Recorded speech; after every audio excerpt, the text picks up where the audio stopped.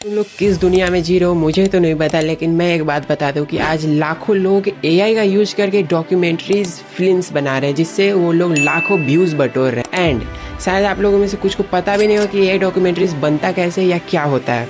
तो इसलिए मैंने आज दो डॉक्यूमेंट्रीज बनाई है, एक लॉन्ग फॉर्म एक short form. Long form 16:9 ratio के लिए एंड शॉर्ट फॉर्म 9:16 रेशियो के लिए। तो पहले आप लॉन्ग फॉर्म वीडियो देखो जो कि बेस्ट है जलियांवाला मैस्करेड पे। तो आप पहले वो देखो, उसके बाद बताना कि कैसा लगा आपको। 13th April 1919, वैसाखी का दिन, अमृतसर का जलियांवाला बाग। लोग खुशियां मनाने आए थे, पर उन्हें पता नहीं था कि कुछ ही देर बाद यहाँ हिंदुस्तान की सबसे काली सुबह लिखी जाने वाली है। एक ऐसी सुबह जिसे सुनकर आज भी रूह कांप जाती है। फर्स्ट वर्ल्ड वॉर खत्म हो चुका था। ब्रिटिश सरकार को डर था कि हिंदुस्तान की आवाज एक साथ उठ रही है। रोलैट एक्ट नाम का एक काला कानून पास किया गया, जिसमें बिना सबूत, बिना ट्रायल किसी को भी गिरफ्तार किया जा सकता था। इस कानून के खिलाफ देश भर में गुस्सा था और अमृतसर उस गुस्से का सेंटर बन चुका था। हजारों लोग, औरतों, बच्चों और बुजुर्गों से भर चुका था जलियांवाला बाग। कोई रोलैट एक्ट के खिलाफ बात कर रहा था, कोई अपने परिवार के साथ तस्वीरें ले रहा था। बाग शांति से भरा था, लेकिन उस शांति की चादर के पीछे एक तूफान चलने वाला था। शाम के करीब 5 बजे ब्रिगेडियर जनरल रेजिनाल्ड डायर अपने 90 फौजियों के साथ जलियांवाला बाग के एक ही टंगे गेट से अंदर घुसा। उन्होंने बिना चेतावनी, बिना लोगों को भागने का मौका दिए, सिर्फ एक हुक्म दिया, फायर। फौजियों ने गोलियां चलानी शुरू कर दी। बाग की दीवारें इतनी ऊंची थीं कि लोग भाग भी नहीं पाए। लोग बचने के लिए एक छोटी सी कुआं की तरफ दौड़ पड़े, पर वो बचने का रास्ता नहीं, वो मौत का कुआं बन गया। ऑफिशियल रिकॉर्ड्स के मुताबिक 36 लाशें उस कुआं से निकाली गईं और गैर रस्मी गिनना गवाह है कि यह गिनती उससे कई ज्यादा थी। 10 मिनट, सिर्फ 10 मिनट में 100-150 से ज्यादा गोलियां चलाई गई। ऑफिशियल ब्रिटिश नंबर कहते हैं 379 लोग मरे, लेकिन इंडियन सोर्सेज बताते हैं कि 1000 से भी ज्यादा लोग उसी जमीन पर शहीद हो गए। जलियांवाला बाग खून से भीग चुका था। इस इंसिडेंट ने पूरे हिंदुस्तान को हिला दिया।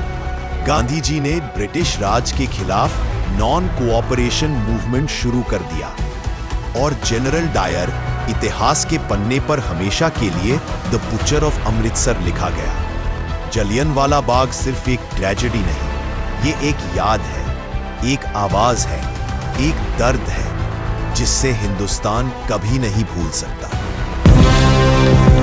आई होप आपको ये वीडियो अच्छा लगा एंड ये सिर्फ एजुकेशनल पर्पस के लिए, इसमें किसी भी तरीके से किसी को भी हर्ट करने के लिए मैंने नहीं बनाई है। फुल्ली पावर्ड बाय एआई, इसमें मेरा कोई हाथ नहीं है। हाँ, बस मैंने प्रॉम्प्ट दिया था।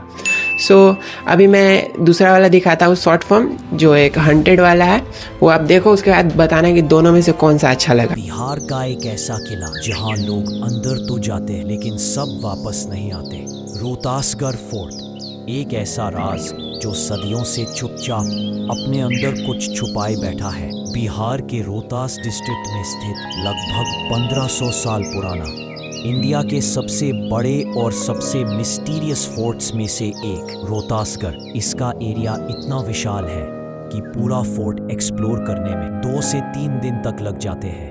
पर इस फोर्ट का असली डर उसके साइज में नहीं, डर उन कहानियों का है जो उन लोगों के साथ हुई जो यहाँ आए पर वापस नहीं गए। 1980 में पटना से एक फोटोग्राफर ग्रुप रोहतासगढ़ की फोटोज लेने आया। 5 लोग थे, लेकिन वापस आए सिर्फ 4। एक फोटोग्राफर रवि फोर्ट के अंदर के सीक्रेट पैसेजेस में कहीं खो गया। सर्च टीम बुलाई गई, डॉग्स, टॉर्चेस, इवन ड्रोन्स तक भेजे गए, पर सब बेकार। सबसे अजीब बात, रवि के कैमरा का मेमोरी कार्ड तो बाहर मिल गया, पर उसकी बॉडी आज तक नहीं मिली। रोहतासगढ़ फोर्ट को एक भूल भुलाया कहा जाता है। कहते हैं इसके अंदर 3 से 4 हिडन टनल्स, 40 से ज्यादा इंटरकनेक्टेड रूम्स, एक किंग्स एस्केप रूट और एक ऐसा हॉल जहां आवाज डबल हो जाती है। ब्रिटिश एरा के डॉक्यूमेंट्स में लिखा है कि कई सोल्जर्स यहां एक्सप्लोरेशन के लिए भेजे गए थे, पर उनमें से कुछ लोग कभी वापस नहीं आए। लोकल विलेजर्स के मुताबिक फोर्ट के अंदर एक जगह है जहां अगर आप हेलो बोलो तो आवाज 2 नहीं 6 बार तक वापस आती है। लोग इसे स्पिरिट एको चेंबर कहते हैं।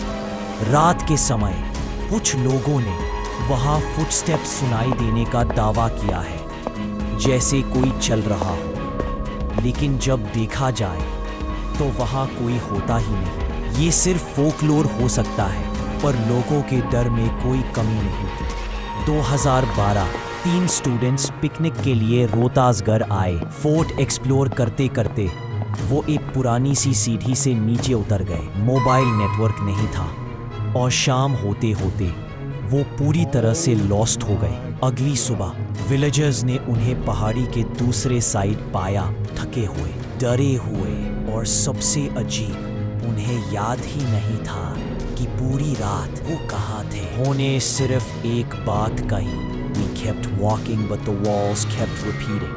Experts की थ्योरी अलग है। फोर्ट का अधूरा map, dead end secret passages, same looking walls, underground humidity जो hallucinations तक क्रिएट कर सकती है, और magnetic rocks जो डायरेक्शन सेंस को कंफ्यूज कर देते हैं। पर लोकल्स एक ही बात कहते हैं, किला उन्हीं को अपने अंदर रखता है जिन्हें वो खुद चुन लेता है। मिसिंग लोग, हिडन टनल्स, रिपीटिंग echoes और अनएक्सप्लोर्ड चेंबर्स। रोहतासगढ़ फोर्ट का राज आज भी सुलझा नहीं। क्या ये सिर्फ एंशिएंट आर्किटेक्चर का मजे है, या इसके अंदर कुछ ऐसा है जो हमारी समझ से परे है? एक बात तो पक्की है, रोहतासगढ़ उन लोगों के लिए नहीं है जो अंधेरे में सच ढूंढने की हिम्मत नहीं रखते। आई होप ये भी अच्छा लगा हो, एंड कमेंट में बताना इन दोनों में से बेस्ट कौन सा था। एंड चैनल पे नए हो तो करो सब्सक्राइब एंड वीडियो करो लाइक। तब तक के लिए टिल देन, जय हिंद, जय भारत।